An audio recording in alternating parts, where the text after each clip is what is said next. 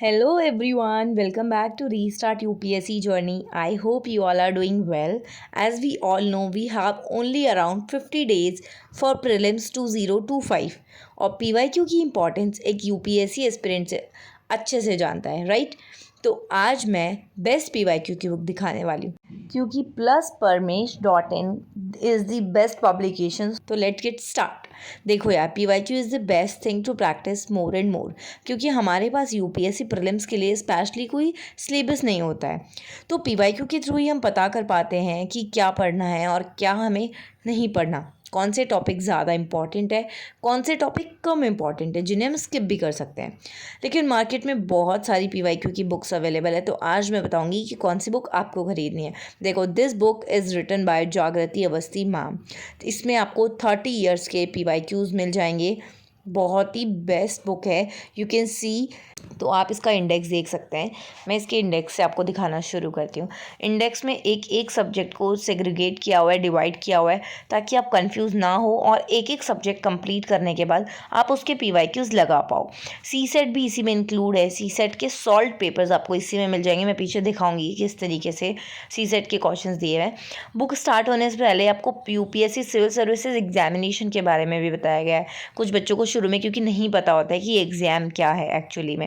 और जागृति अवस्थी मैम ने खुद की स्ट्रैटेजी और बुक लिस्ट भी आपके साथ इस बुक के इंडेक्स के थोड़े ही पेजेस के बाद में शेयर किया है. तो this is the best thing जो मुझे इस बुक की अच्छी चीज़ लगी. अब चलो फटाफट से दिखाती हूँ कि किस तरीके से टॉपिक वाइज, सब्जेक्ट वाइज आगे क्वेश्चंस दिए हुए हैं. ये देखो, जैसे कि आर्ट एंड कल्चर से स्टार्टिंग की है.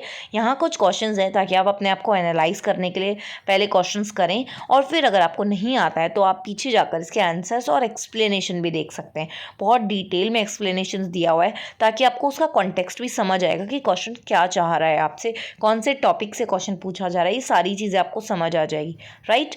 तो जैसे ही आप अपना GS एक एक सब्जेक्ट कंप्लीट करते जाएंगे, आप PYQs यहाँ से कर सकते हैं. प्रिंटिंग क्वालिटी जो बेस्ट है इस बुक की वो आपको दिख ही रही है. एकदम बेस्ट पेजेस हैं. पेजेस मटेरियल भी बहुत अच्छे हैं इस बुक के. उसके बाद में आपको इसी बुक के अंदर देखो, ये मैं अब दिखा देती हूँ कि CSET का जो पेपर 2 है वो किस तरीके से पूरा जो पैसेज है वो दिए हुए हैं. इनके आंसर्स यहाँ पर नहीं है, आपको आंसर्स पीछे मिलेंगे, वो भी डिटेल में.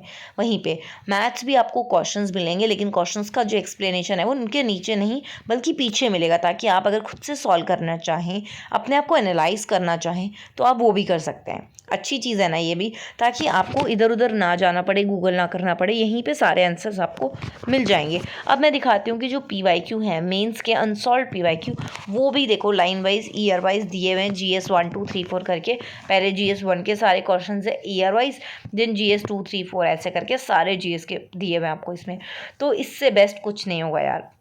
मतलब this is the best book. You can go and order for your self.